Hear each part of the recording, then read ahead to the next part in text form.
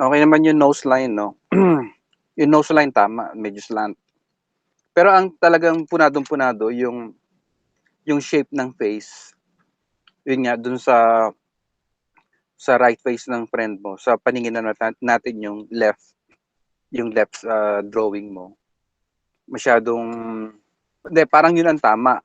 Yung sa paningin natin yung right beard dito sa right face, sa left face ng friend mo, sa right side naman tingin natin, kailangan medyo akyat pa yung beard doon para mag-balance.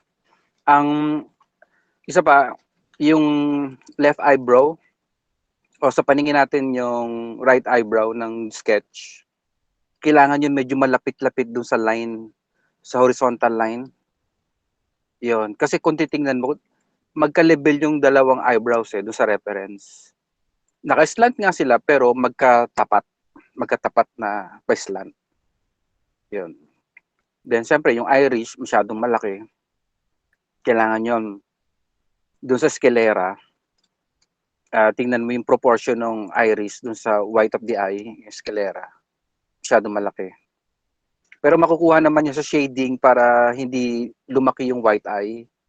Si-shadean mo sa loob. And isa pang imbalance yung sa size ng lips. No, siyempre in comparison sa ilong, yun ang malapit na i-compare. Medyo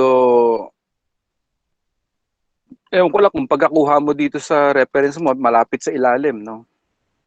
Pag malapit sa ilalim, automatic, lalaki yung malapit sa camera, sa lens. Lalaki yung labi. Yan.